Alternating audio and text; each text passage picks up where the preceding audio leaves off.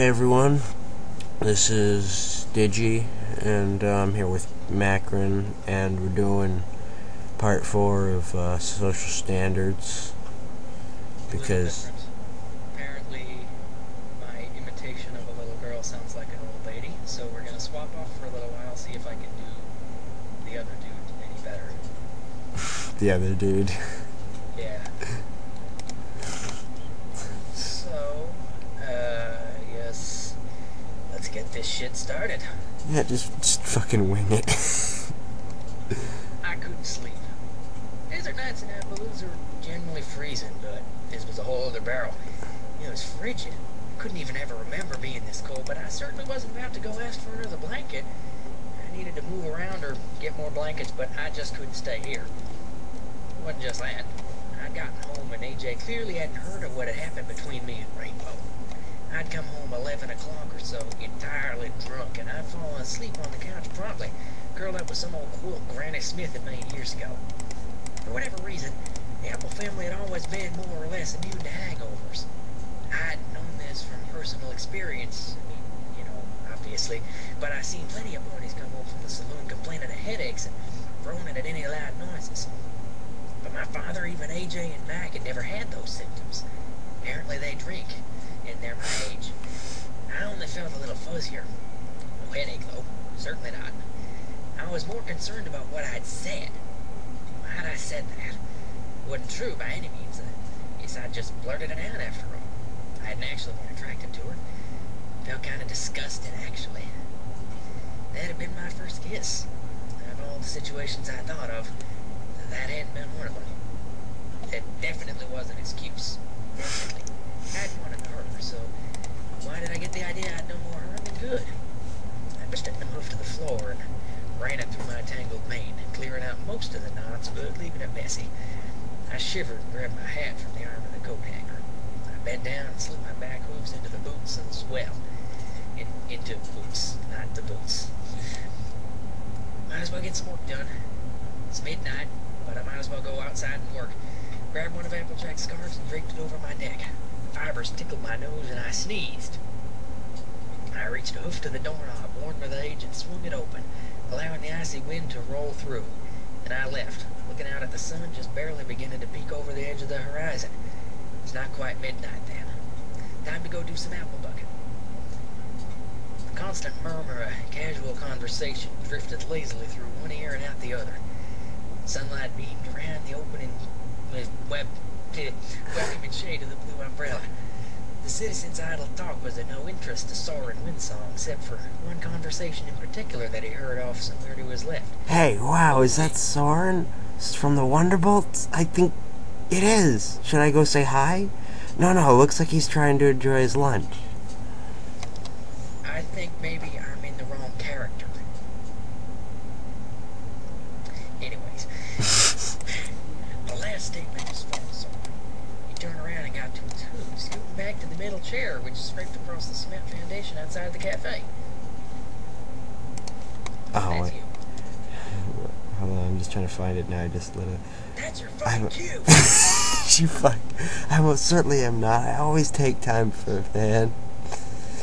He turned around and grinned. It was two Pegasus fillies, one with a cyan coat and piercing gray eyes, complete with a disheveled mane that marked her as the epitome of full mood. She simply didn't care about her appearance. To be innocent. The filly clearly cared little about judgment, and Soarin knew that would change in the next 5 years. The other Pegasus was white, with a very light blue mane and large purple eyes. Both of them paled. Really? Can I have your autograph then? She paused nervously. Shoot. The white one rolled her eyes. You don't have anything for him to sign, stupid. Sorry. The first one mumbled, frowning and looking at her hooves. Anyway, I'm Cyan Skies. How original! She extended a hoop to him and he shook it eagerly. Now I'm sure we could find something for you to sign. Soarin smirked. And who are you, I may ask? I'm not good with names. Cotton Cloudy. The fold admitted sheepishly, blessed. But Science... oh. But Science Skies has a crush on you. Do not! Science Guy's protest glowering. Soarin spotted the waiter, a yellow earth pony, out of the corner of his eye, and raised a hoof to flag him down. Yeah. Yes? Can I get some paper or something? I need to sign autographs for True Loving fans, and I need to, fake more weed. Soarin winked and flashed the waiter a smile. The waiter nodded and his eyelids drooped further. He looked bored, as though he'd been doing this all day. Clearly, this guy had no clue who he was. Of course, he wasn't in uniform, so he could see how somebody would make that mistake. He turned and kicked up small bits of dust as he did so. Soarin rolled his eyes as the waiter entered the cafe. I want to be just like you. Science Guy's gushed. What is Spitfire like? Someday, I'm gonna be a Wonderbolt. Phyllis stuck her chest out proudly, and Soarin stared and smiled, snatching a napkin from the waiter, who still looked uninterested. All of his features dragged downward. Just no change in some people, I guess. Luckily, the waiter brought him 2 napkins. On one, he scribbled 2 cyan skies, and on the other, 2 cotton cloudy. On both, he wrote "Follow your dreams," and signed them with his usual squiggle, and a tall, wobbly "and" to punctuate his name. And he didn't roll either into joints, which was a first. That was remarkably feminine of him. He grasped 1 napkin in each hoof and handed them to both. Science Guy squealed loudly, but Cotton Cloudy tried to perpetuate her calm demeanor. Thanks.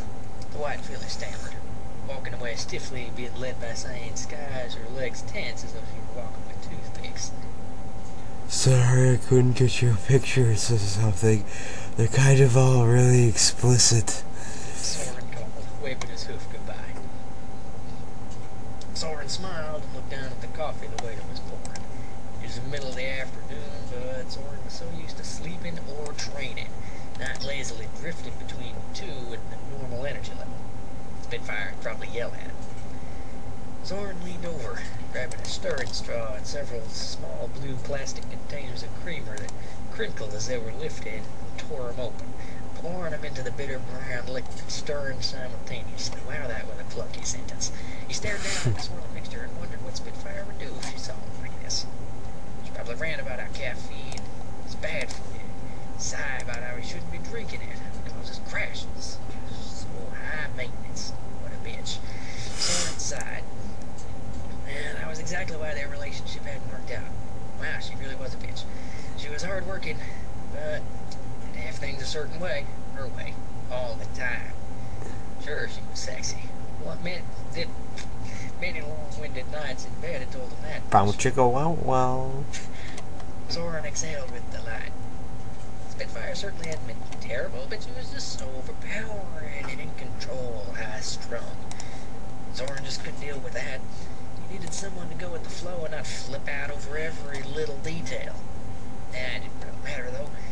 They were friends, aside from some slight sexual tension every once in a while. One comment here or there, a refusal to pass the joint, whatever.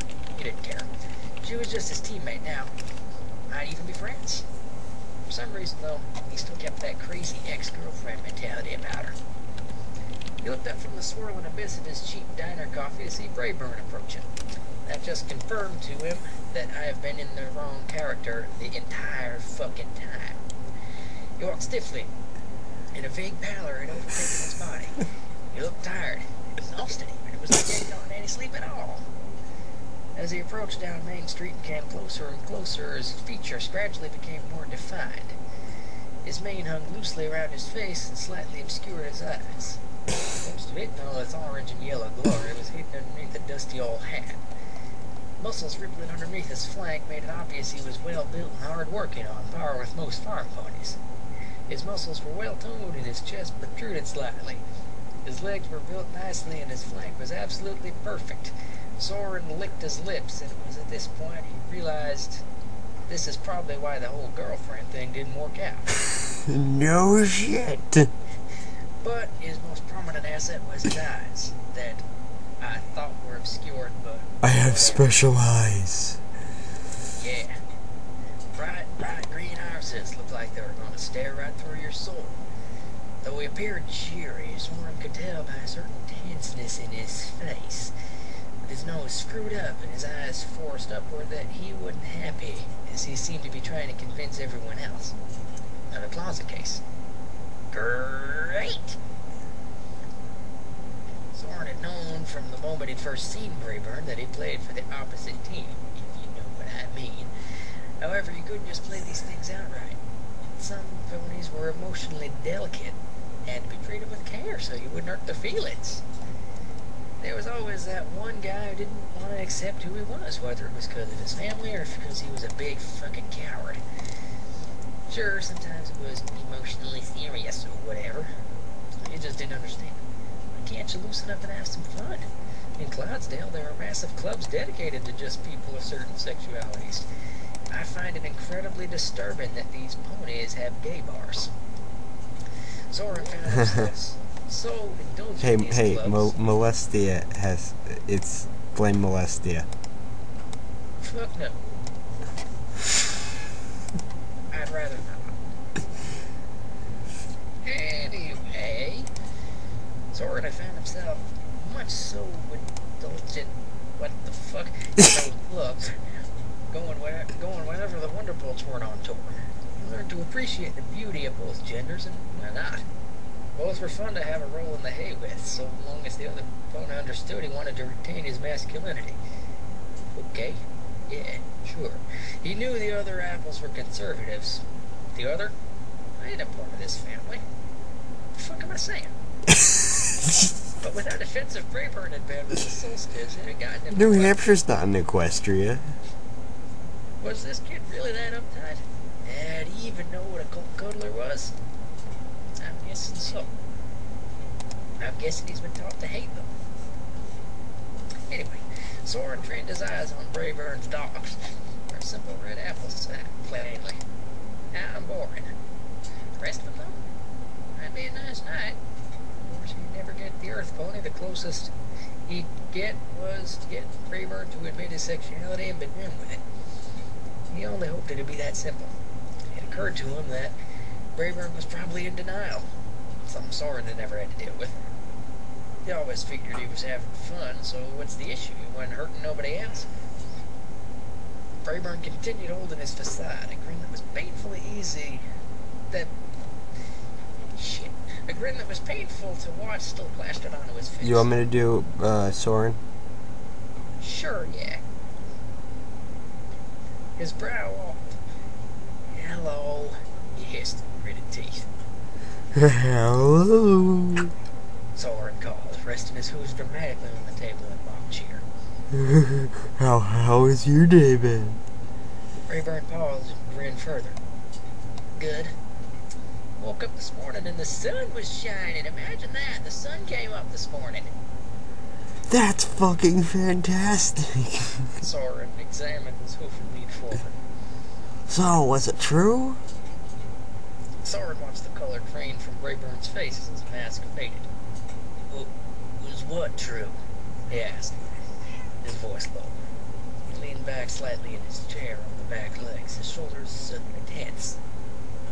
Oh, what you said last night? Soarin grinned, smirking to himself. Yep, just a closet case. It was so painfully obvious. And I think this accent is hurting my voice, so I'm going to try a different one. And Okay. if it doesn't work, we won't upload it. Alright. Ponies, just like any other sexually reproducing creatures, had courtship systems. Many of these were subconscious. Telling if somebody was a cold cuddler went beyond the pitch of their voice, the sway of their hips, the way they dressed, and so much more than that it was easy to tell if they were the same gender. But someone experienced could notice there was something just a little different. With ponies, oftentimes, these courtship systems are often self-conscious. Why the fuck do you say things so redundantly? Braeburn was certainly no different. The glint in his eye, the way his voice became slightly more lively when he spoke to Soarin as opposed to AJ or Rainbow Dash. Even little minute things he couldn't pinpoint. It was like evolutionary flirting. Oh my.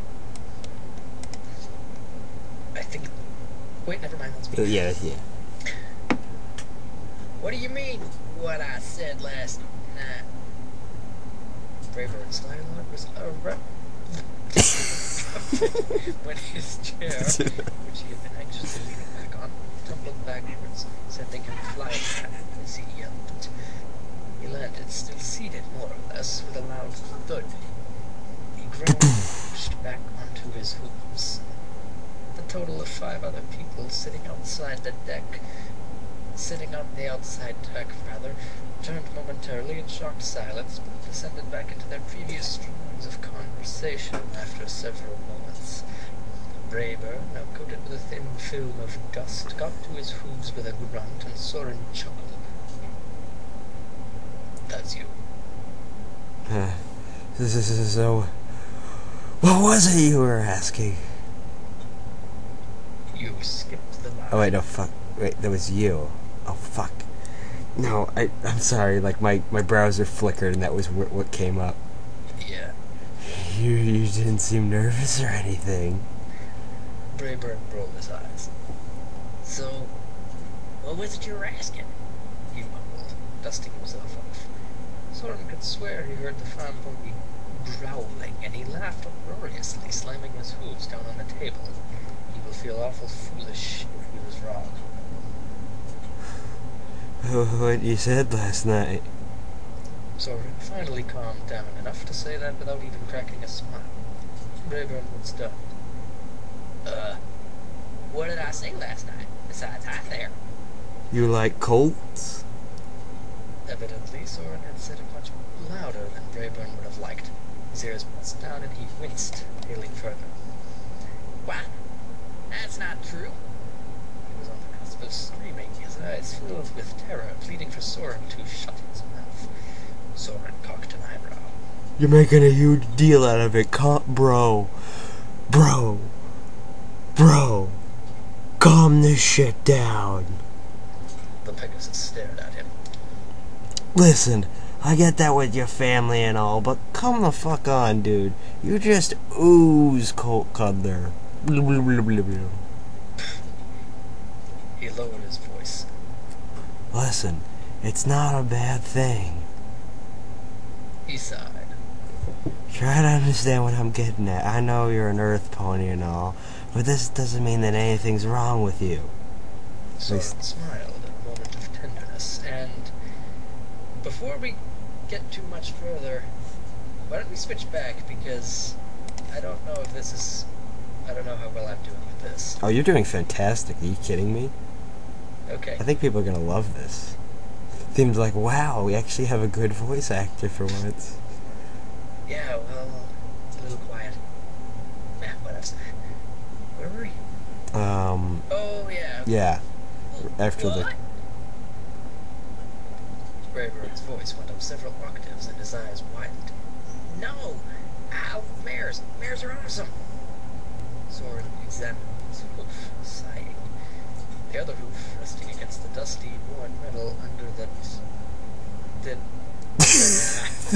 Fuck. I'm trying to understand it as well.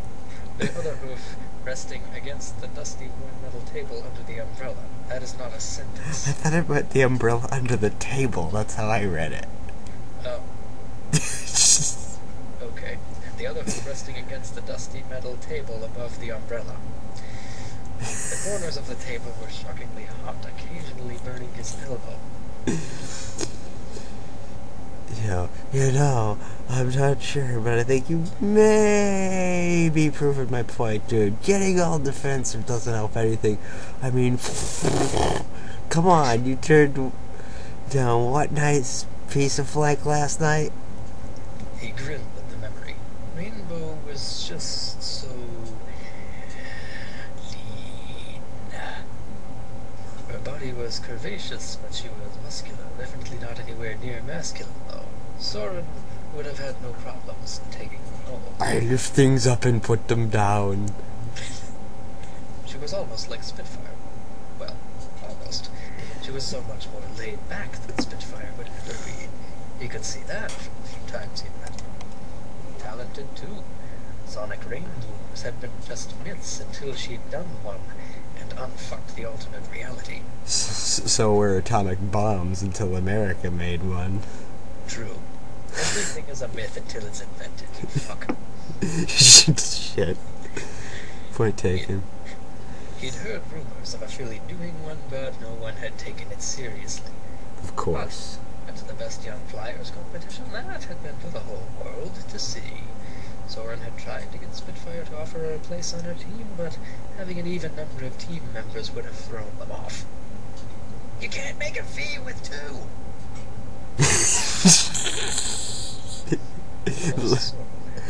Fucking pony logic. Cloud. What the fuck? I don't get it either. And that had only been one time with the rest of the team practicing a routine for the Grand Galloping Gallopher to lead a V formation. See, you're Swear right. to God that read practicing a guillotine. Oh well, he'd been flying at the tip of the V, leading the group. The choreography was to have him lock his wings and nosedive while the V split off into 2 lines of 5. He'd pull his wings in close to his body, experiencing a moment of weightlessness before gravity jerked him downward.